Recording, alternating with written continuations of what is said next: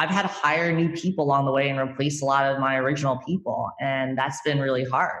But, I've had to learn a lot about like how to constantly top grade my team along the way and really get ahead of it and think, all right, well, here's where I am today.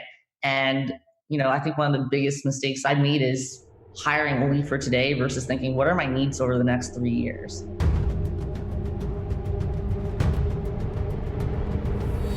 You got to pick yourself up, go backwards, and slam yourself at the wall like 500 more times until the wall crumbles. 25% of middle school girls already believe they'll never achieve their dream career. Hi, I'm Kara Goldin, founder and CEO of Hint. And you're listening to Unstoppable, a podcast spotlighting the journeys of inspiring entrepreneurs. I believe that at its core, leadership is about constantly learning from the people around you, and I'm so inspired by the conversations we're having in our upcoming episodes and can't wait to share them with you. This season, some of my guests include Rebecca Minkoff, fashion designer and founder of the Female Founder Collective, Diana Kaff, author of Girls Who Run the World, Andrew Dudham, founder of Hims, and Eugene Rem, co-founder of Rumble Fitness, and much, much more. Plus, we ask the $1 million question, what does it really take to be unstoppable? Let's find out. All right, everybody, we are here today for Unstoppable and very, very excited about my next guest. Guys, this is Jessica Ma, one of my favorite people. Super, super excited to have her here today. She's the co-founder and CEO of inDinero, but so much more. So a little bit about, if you do not know much about inDinero, I'm going to give you a little bit of feedback, but she loves helping other entrepreneurs run better businesses. She started inDinero back in 2010 to help entrepreneurs with all their accounting and tax needs after she was going through some of her own challenges, really trying to figure out her own business. And she's grown the company from 0 to over 250 employees and has been featured in the Forbes and Inc. 30 under 30 lists. inDinero has graced the cover of Inc. magazine, and some may have seen Jess on that cover. I remember how excited I was when I saw that. That was a couple of years ago, though, right? That was almost 3 years ago, 4 years ago. I don't know. It's been a while. Yeah, that's awesome. So her company's backed by some of Silicon Valley's top investors, including the founder of YouTube, the CEO of Yelp, the founder of Eventbrite, and others. And more than anything, Jess is just an amazing, thoughtful person. We're both in YPO together, and that's how we met. And she's just a smart cookie overall. Can I say a cookie, right? and a lover of podcasts too. So we're super excited to have you here today. So welcome. Thanks. I'm so excited to get to do this with you. Yeah, really, really fun. So Jess, so tell us, first off, what is inDinero for people who don't know it in your own words? Yeah, in layman's terms, if you run a business, you got to do your accounting. You have to do your taxes. You have to manage your finances. You have to know what's going on, have oversight on where the money's going. And so we make it really easy for entrepreneurs to take care of all of their finance back office needs. And so we make the software to do it, and we provide the people to do it for you. That's inDinero in a nutshell. And we try to make it fun. We try to make it easy and affordable, because bookkeepers and accountants are, a lot of them are really slow moving and old school. And I thought there's got to be a better, more modernized 21st century way to do accounting and taxes for business owners. So when did you really think of this idea? Above and beyond sort of looking at your own business and thinking, God, this could really be a business. Were you sitting there? Did you always know you wanted to do something in finance, or what was kind of your thinking? Well, I was in college and I started other businesses, and accounting seemed to be really tedious and horrible. And so I really wanted to build something for myself. And I thought that there could be a cool way to do it. And, I was a techie, right? I loved programming. I was studying computer science in college. So no prior background in accounting. In fact, I couldn't read financials at the time. And I thought, all right, well, if I'm having trouble with this and I'm a business owner, I'm sure other people struggle with this too. And accountants are like, they're not really good teachers either, right? Like they're not good at explaining things necessarily. Some are, the good ones are, but a lot of them just aren't. And the tax people too. It's just like phone calls I would never look forward to. And so that was really the inspiration.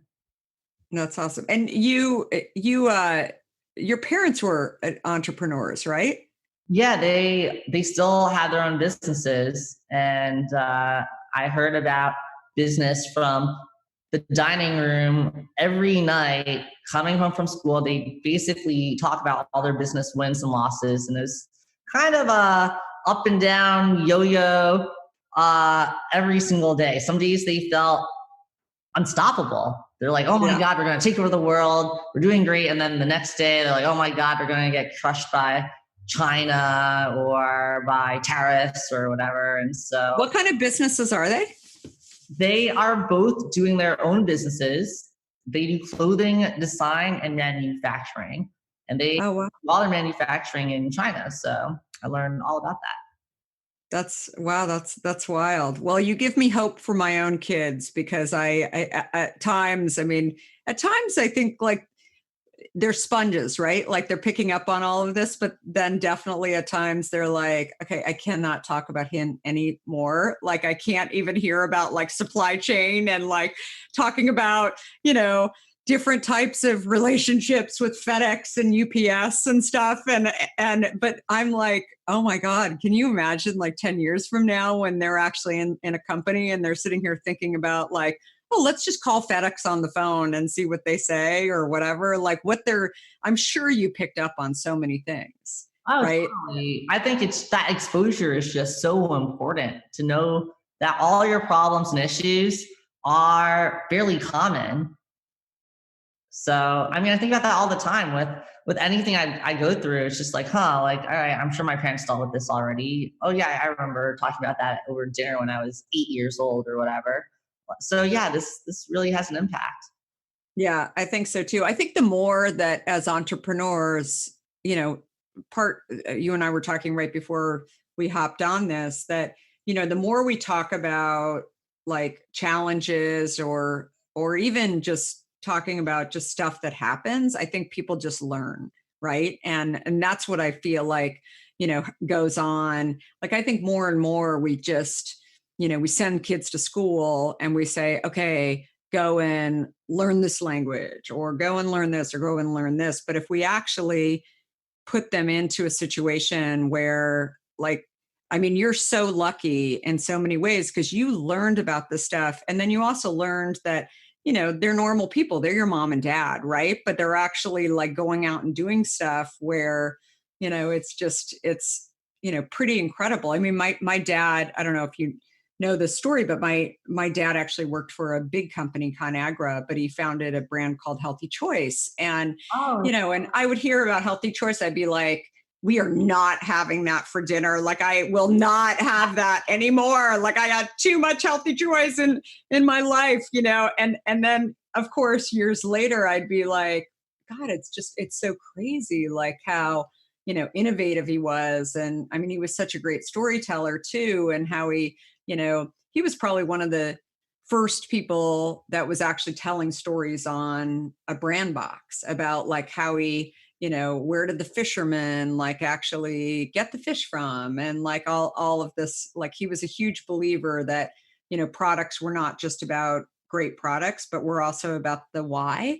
And that was kind of the first place. And I thought, I think about this all the time that I just like breathed it all the time. I didn't appreciate it, but I'm sure you did too. Like, watching your parents have good days and bad days and like that, like as stressful as maybe at times it, might have been, I think it probably also helped you to kind of be the entrepreneur that you are today and, and overall. So I think that's super cool. That after you launched inDinero, you discovered that its business model wasn't really sustainable. So talk a little bit about, kind of that feeling too.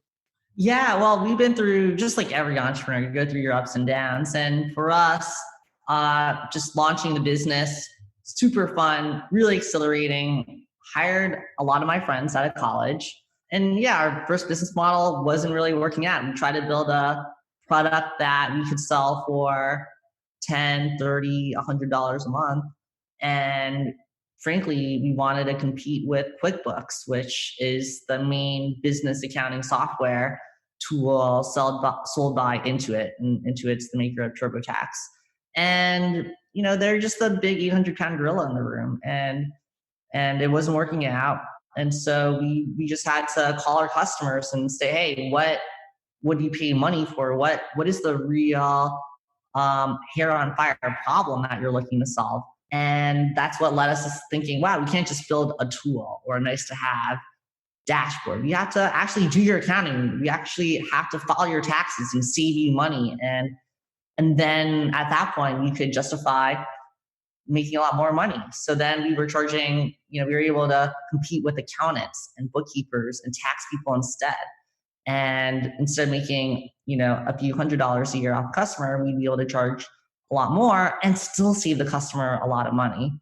And so we just evolved, and, we're still evolving. I'd say, back then I thought it was a big deal. I thought, wow, we're doing a pivot. But actually now in hindsight, I think that as an entrepreneur, you're pivoting every 6 months. Mm-hmm. And so now I don't see it as a huge deal. I just see it as part of being an entrepreneur. And that's what makes it exciting. Yeah, no, absolutely. And, my book is coming out in October, and that's part of some of the lessons, too. Like I've always looked at the word pivot as like, okay, that's fine. But I think more than anything, the best entrepreneurs are, the ones that I've seen that are sort of on this journey, and they're going to, stop at different points in the road and say, this is working, this isn't working. Okay, let's go in this direction. And that's really what, I know your story, and I feel like that's what you've done really, really well. So, which is awesome. But it's also, it takes a lot, to be able to stop and do that. And, and again, not every entrepreneur does that too. So what do you think are like the biggest things that you've learned along the way, just in that journey, and sort of, call it pivot, pausing along the way and sort of stopping? What were the biggest surprises, and what do you think are things that are the biggest takeaways? I think we should call it maybe like thoughtful evolution. Mm-hmm. And it's I agree. It's kind of like water breaks on a long marathon. And I think every few months that I'm doing this, I find it so important to reach out to other entrepreneurs and talk to them about their evolutions, just to get that inspiration. Like for us, I've had to hire new people along the way and replace a lot of my original people, and that's been really hard. But I've had to learn a lot about like how to constantly top grade my team along the way, and really get ahead of it and think, all right, well, here's where I am today. And I think one of the biggest mistakes I've made is hiring only for today versus thinking, what are my needs over the next 3 years? And in my evolution, thinking about that. So I'd say that's one thing. Another thing is just like, where do I want to be in 5 years, and planning around what are my personal preferences. And I think a lot of the time I've thought about my shareholders, because we have investors. I've thought a lot about just like our existing customers, but how about myself? Like, what are my goals? What am I trying to get out of this experience? And I think a lot of entrepreneurs they're mission driven, right? They're selfless. And something I see in a lot of my friends is that they don't really prioritize themselves at a certain point, and that leads to burnout. And so a lot of people, I'm sure you've seen this too, like through YPO, which is an organization we're in with a lot of other CEOs and entrepreneurs. People say, oh, like, I think I'm burned out or getting burned out. But if you think you're getting burned out, you're probably already a little fried. And it's already like you're already pushing the limit too much. And so I think, I've been at this for 10 years now. And I'd be curious to hear about this from you, but I think at the 7-year mark, I was just so fried.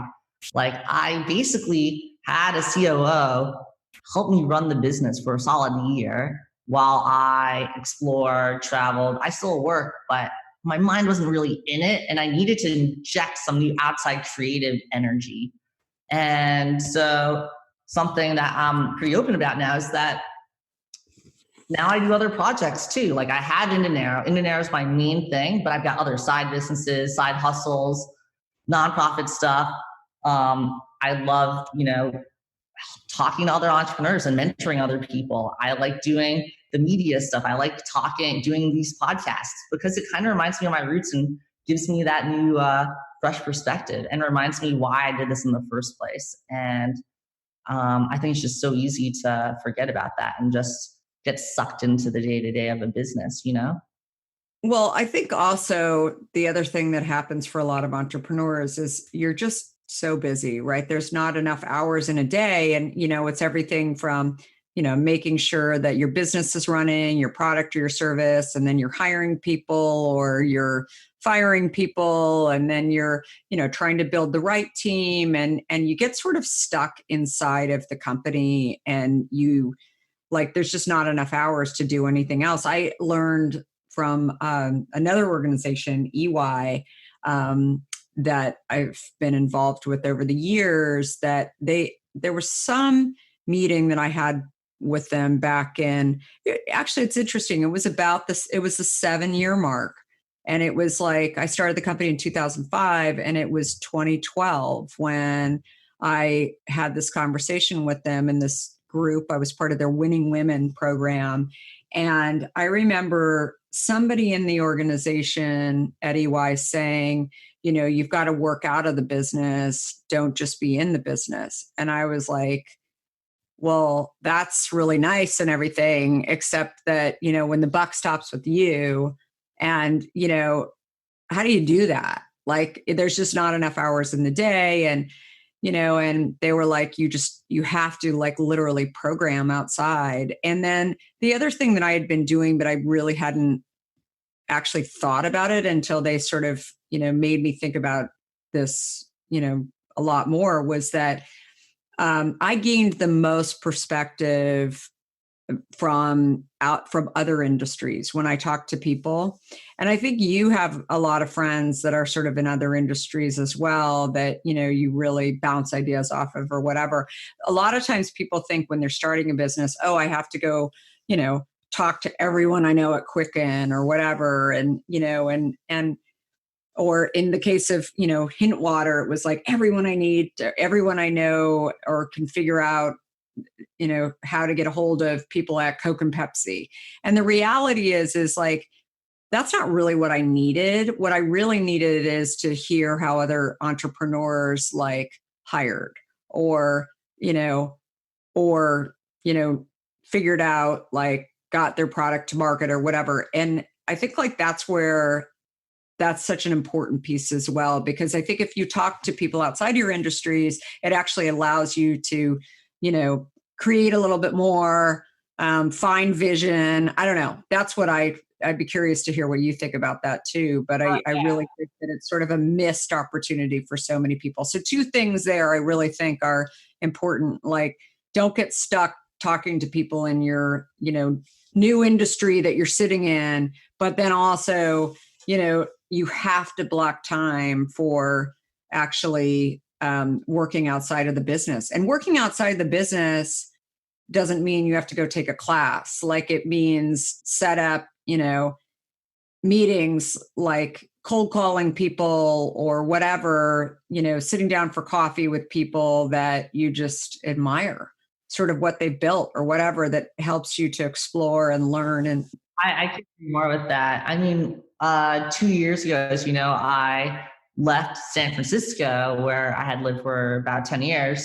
And I started spending all my time really between LA and New York, and now mostly LA, at least through coronavirus. And I'm meeting such different people. In the Bay Area, it was so many people in my industry, in tech, who had all raised capital and who it was just so similar. And then Yeah. now meeting people from all these different walks of life. And also what I love now is meeting people who've been building their business for decades, like 30, 40 Yeah. years, versus I think when I first started, I spoke way too much with people who were only like a year or two ahead of me. And they're like, yeah, I want to sell my business in a year or two. And, they just didn't have the same context that someone who's built something that lasts does. Totally. No, and I think that that's right. And you probably are. I mean, I totally agree with that as well, that it's like they just have a totally different perspective. They hear that you've been doing this for 10 years and they're like, oh, you're just brand new at this, right? Versus, Exactly. I mean, yeah, it's wild. I mean, Helen, do you know Equator Coffee? I had her on my podcast a few weeks ago. And, that's a 25-year-old brand. Yeah. Right. And it's just, and you look at everything that she's done and learned, and she's built community in addition to having great product. And there's a lot of lessons learned there. But, I almost like fell out of my chair when I was talking to her saying, wait a minute, like 25 years. And, and she's learned, I mean, anyway, I just feel like there's people like that where, she's really looking to build a brand that sticks, and she has, key pillars that she thinks about, and, and she goes at her own pace, right? Like she's not in a rush to go and like build the next Starbucks. I mean, it's kind of like she recognizes that that's there, and like, how does she build her company and her brand? And she's very zen about it. So, you talked about travel and kind of enjoying, along like taking breaks and trying to re-energize. Like, what else do you do to, actually, I know this about you. You're a pilot. Big part of my life. I mean, I try to bake flying into my entire existence. I mean, I'm flying every week at least. I mean, I'm flying to Colorado Thursday. I was up in the Bay Area this weekend, Vegas before that. I mean, I've probably traveled more during coronavirus than anyone I know. And you love it. I mean, that's your passion. It is. I'm totally addicted. And I think it's also made me just appreciate life more, because I saw so many friends who just got sucked into their work. They started their business because they had purpose. They lost the passion along the way. And it's just so sad. It's such a tragedy, in my opinion, for an entrepreneur to fall out of love with their business and then decide to sell it. So the big question, we always talk about, how do you keep it hot and steamy in a romantic relationships? But how about you twist that question and do that with work? How do I keep it hot and steamy at work? And how do you do that? Well, for me, I don't spend that much time on operations. I mean, I probably spend less than 8 hours a week on operations. I'm spending 80-90% of my time on strategic and talking to cool people and traveling around and doing like really fun stuff. And, actually I was really inspired by you. I remember when we chatted, this was like a few years ago, and you were talking about how you're launching sunscreen. And I'm like, what really? Sunscreen has nothing to do with water. Yep. And it was so inspiring for me. And you were telling me how you thought of it and how you decided to do it, and how you could do it in such a better way than all the other like kind of big mass producing companies out there. And I'm like, wow, like there's so many other things I could build that I'm inspired on. And it doesn't have to be a linear path on just what you're doing today. Like you don't just have to do water or beverages. You totally jumped. And so I've been thinking about that too for my business. And, we started with just bookkeeping, and then we started doing taxes, because I thought, all right, we could help companies with their taxes. Not to say I'm passionate about taxes. My inspiration is more because I want to help other people who hate doing this stuff. And, right now, we're looking at insurance as a category to help businesses. We're looking at, we help companies with their payroll now and manage that for a bunch of companies. So it's just like this evolution of being inspired and having fun. That's what keeps it hot and steamy. It's funny hearing you talk about this. Whenever people come to me and they're, trying to figure out, do they go and join a company, and, they've got the startup that, or, you know, maybe a little bit more than a startup that is interested in having them come in, or, you know, also people who have started a company after like leaving a large company and telling me that, you know, being an entrepreneur isn't for them. It helped me to figure out that there's different stages of companies. And what I've learned over time, and there's a whole chapter of this in my book actually, is that I wouldn't have been able to actually say this until probably 10 years ago, but I'm a builder. And so a lot of what you talked about, like the whole being in the innovation side of things and like coming up with sunscreens, and we're actually coming out with hand sanitizers in the next couple of weeks because I thought that everything out there pretty much sucked. And again, like, you know, for me, once things get kickstarted and they start going, I'm still fine. And of course I want it to keep growing or whatever, but I know this about myself. Like I'm a builder. Like when things get like, when everything is sort of like humming along and the fence is already built, it's already stained, I'm like, okay, that's done. I'm like on to the next thing. I'm like trying to figure out like, okay, now what do I do over here? And I'm constantly doing that. Like, and I think a lot of entrepreneurs that's who they are. And unfortunately, you know, this is a whole other topic. I think that if you have private equity, which I don't have, they don't know how to deal with those entrepreneurs, right? Like and you have to have like, you know, the builders, and, you know, Steve Jobs talked about this all the time. It's like, you know, they're a little crazy, right? Like they switch gears really fast because they're like trying to fix problems all over the place and create, but there's a place for them. And so many of these things would not get done. You know, categories don't get done and companies don't get built without those people. And oftentimes, if you actually remove those people from the company too, I mean, this is a whole other episode. Like, it's like, then all of a sudden you come calling back to them in the next couple of years. We've seen many examples of that or, you know, in some cases, like these crazy ones or founders or whatever end up buying companies back, right? Because it's like they, you know, these acquisitions or private equity companies end up destroying these companies in many ways. And, you know, they want the founder juice and the creativity to come back in. But that's what I see in you too, that I think you're a builder, right? Like you're not just an entrepreneur, you're a builder and you like the new stuff. You're not afraid of the new stuff. And there are people that are afraid of new stuff that are like, you know, well, what if it doesn't work? And what if it's like, you know, I can't really tell you how big it's going to be, like, therefore I can't, you know, hit go. And I don't think that's you. Like, I think you're just like, I'm going to go try and see what happens. And I think it's, you know, it's really it's a type of entrepreneur, the builders that are really, really, you know, important. I'm one of them too. And I think you are as well. Oh, totally. I mean, we're wired similarly in that regard. And also in the fact that neither of us have private equity or, you know, formal VC investors, right? Like we could be in control of our own destiny completely. And I remember being so inspired by you on this actually. And, you know, I kind of did this tour of trying to find entrepreneurs who were happy, because I met so many entrepreneurs who are depressed and angry all the time. And, you know, if you hang out around too many of them, then you become unhappy and depressed and bitter yourself, right?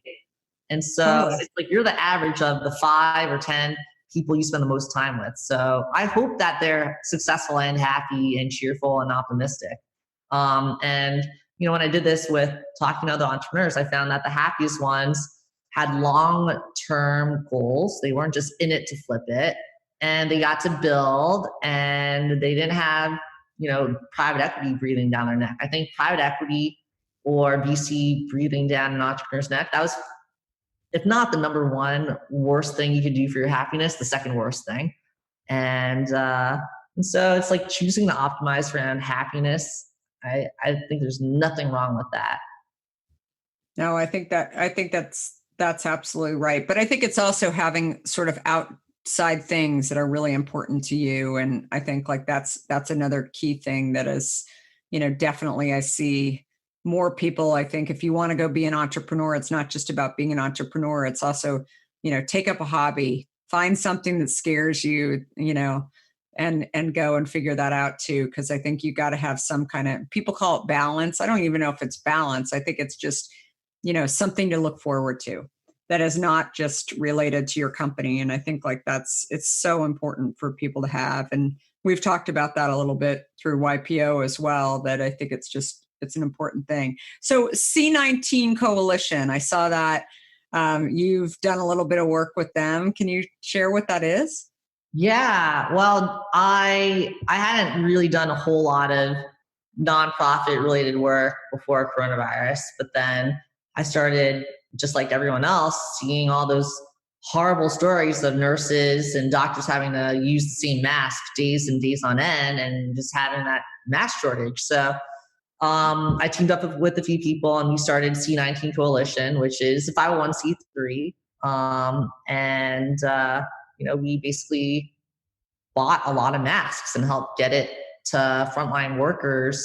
And, our coalition has bought many tens of millions of dollars worth of masks. And so I was basically working 40 hours a week on inDinero and 40 hours a week on C19 during like March, April, May, and then June it kind of got back to more reasonable level.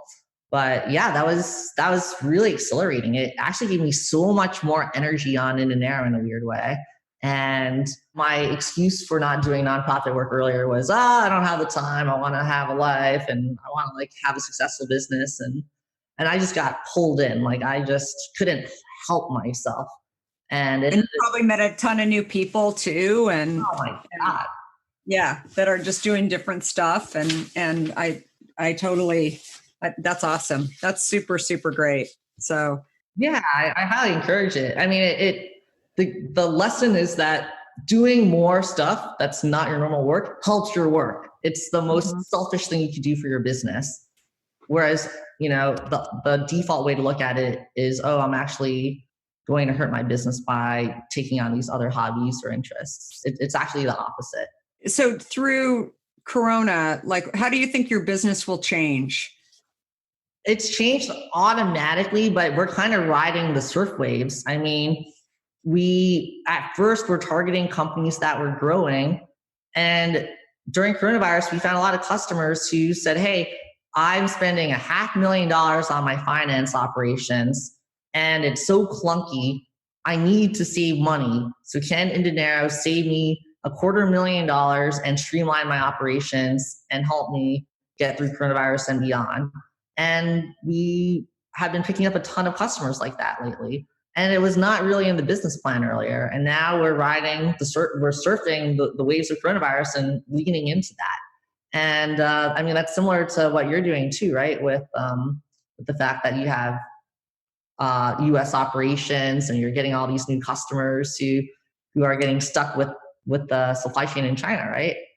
Yeah, I mean, I think that's just something that a lot of people aren't talking about, but I think more and more companies are going to be, in the case of having physical goods, I've talked to a lot of people in a lot of different categories. If you have, your supply chain, dependent on a relationship with Europe or Asia and I mean, in the case of not just factories shutting down, but, let's just say that China as an example, or say you're getting product from India and the government actually says like, well, you have to actually supply our country before you're going to be supplying, a retailer in the US. I mean, those are real conversations that are happening right now.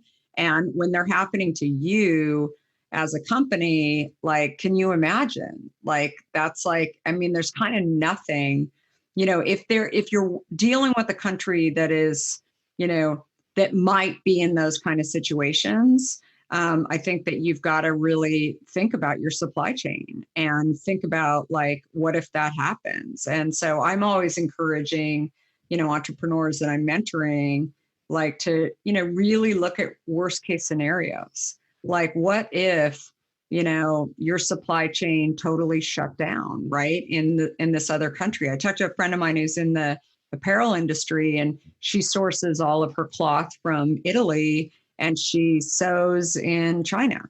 And, she doesn't have a collection until, hopefully next summer at this point, like, because she is not, she can get the fabric, but, she can't get, and again, like now everybody's grabbing all of the, seamstresses that they can in, these different places, and she can't afford to raise her prices because, it's just like, there's so many issues that, again, like, you've got to sort of look at, like, worst case scenario and what would happen. And I think it's such an important time to do that, you really have to, think about those kind of things. But and I think maybe it's different in software, right? Like, and I don't know. I think like for physical goods, whether it's, apparel or drinks or, pharmaceutical, I think it's the same kind of conversation, but I don't know. I haven't really thought about it for the software side of this business, but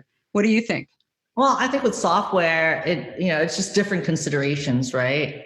Like, and for me in particular, it's like, well, what if the IRS just said, hey, we're not going to need to process tax returns for another 6 months. And that leads to no one coming in the door because there's no urgency anymore, right? So I'd say every, vertical area will have different worst case scenario questions. And we've had to ask all those questions. And that's also led us to figuring out how do we differentiate and diversify our offering a lot more, which clearly you're doing, right? With the hand sanitizer and sunscreen. And, so I think it's powerful. And creating the container to just do that, have those chats like every quarter with your leadership team and stepping back to do that. I think that's like actually a lot of fun. Like, it doesn't have to be doom and gloom. It could be exciting. And it's like, here are the worst case scenarios and here are all the ways we could win. And converting the doom and gloom psychology to playing to win psychology. Like, how can we capitalize and maximize during coronavirus and double or triple our business over the next year or 2 or 3? And, having those brainstorms with your leadership team and with your employees, like, I think we'll get them into a better state. And frankly, it makes being an entrepreneur a lot more fun. Much, much more fun. So as you mentioned, you moved down to LA. Everybody's virtual. It's still virtual, right? You guys, do you still have offices? Are you guys? We still have offices, but we're remote first now. We told everyone about a month ago now that they don't ever need to return back to the office if they don't want to. And if they want an office space or they need an office space, as long as, the state or the city or county allows it, like, we'll pay for a desk for them somewhere. But we surveyed our team, and the vast majority of them, like over 80%, say they are just as productive, if not more productive, or extremely more productive working from home, and will not want to come back to the office if given the ability. So we saw the survey results and we're like, wow, perfect. And we presented those survey results to the company and we said, hey, if you're in the 20%, we'll still pay for an office space for you, but at least we'll bring your office footprint down by 80% over the next 12 months. That's awesome. We'll love it. It's such people are traveling now and, doing their work from really cool places, all in the US, of course. No one's left the country as far as I know. And it's cool. So far it's working. That's great. That's super, super awesome. So last couple of questions. First of all, what's your favorite hint flavor? My favorite is the cherry hint fizz. Yay! I ordered so many. I mean, I had it delivered to my home and I drank at least like 3 of those a day, and it got me off orange juice. I was drinking like orange juice in the morning and I had horrible headaches, and I switched to hint fizz cherry and changed my life. I love it. I love that fizz too. It's super, super yummy. So what makes you unstoppable? I think what makes me unstoppable is having such close girlfriends who are also entrepreneurs. I built this community of unstoppable, badass women And, we call it Badass Female Founders. And so I got a WhatsApp group with some of them on it. And, we just cheer each other on and lift each other up during bad times. So I'm not on this though. I gotta do a guest appearance somewhere in there. Oh, so. yeah, you do. Yeah, no, totally. That's awesome. But that's good to know. I mean, I think look, as people always say it can be lonely, right? Being an entrepreneur too. And I think just having that tribe of people that you can talk to is super, super important. So that's awesome. Yeah. Really, really good to hear. Very, very cool. Well, also creativity and curiosity for sure. And Jess, and if people want to learn more and follow you, where's the best place to actually connect with you? I mean, I love telling people, feel free to even email me, ceo@inDinero.com. Awesome. And then, I'm on Instagram at JessMaOfficial. JessMaOfficial. Very, very cool. And inDinero is INDINERO.com. Mm-hmm. Very, very cool. So awesome. Well, thank you so much for coming. I really appreciate it. Hopefully this was super helpful to everybody listening. And definitely subscribe if you guys are not subscribers yet to Unstoppable. And we're very, very excited to just really have everybody on and learning. And if you guys have any requests for other great founders and disruptors, please let us know. But Jess, thank you so much for coming on. It's super fun. Thank you. This is great. Super great. All right. Thanks, everybody.